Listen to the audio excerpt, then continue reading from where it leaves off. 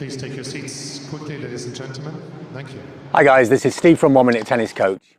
Today I want to talk to you about the fundamentals of tennis, and specifically the 4 fundamentals that I believe are more important than strokes.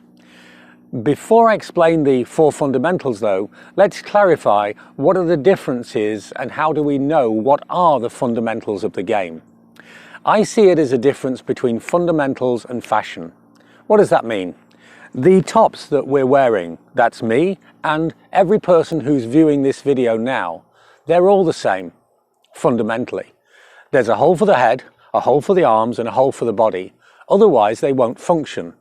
Now fashionably, they'll be totally different. This is very important to understand when trying to reach our potential in the game or trying to help other people reach their potential.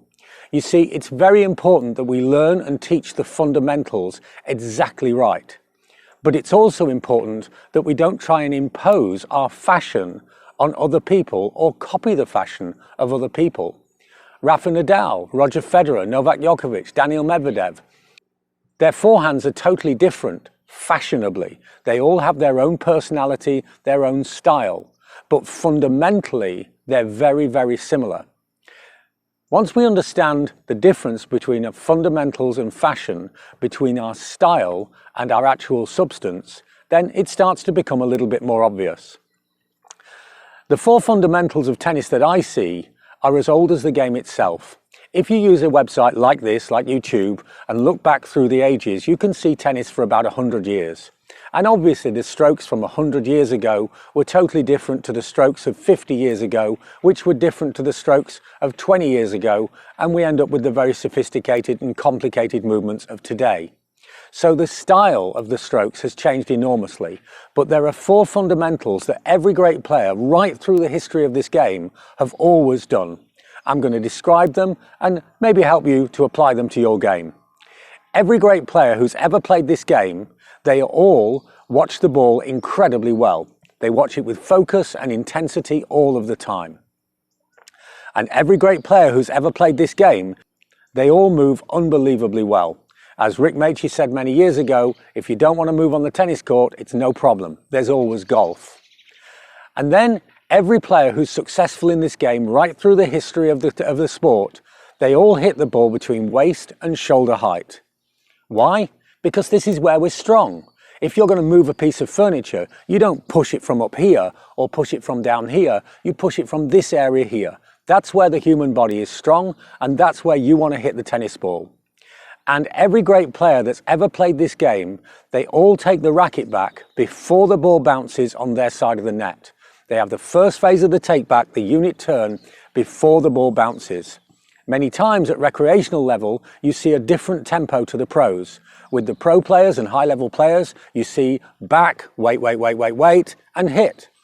But with recreational players, you see wait, back and hit, with everything happening at the last possible moment. No, the 4th fundamental is get the racket back before the ball bounces on your side of the net. Every player in history has done this.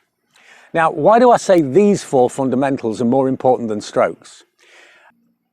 If you think of the players that you've encountered and played over the years, even up to a very high level, then you'll find that some of them have beautiful, beautiful technique. They've practiced for thousands and thousands of hours, but they're very easy to beat.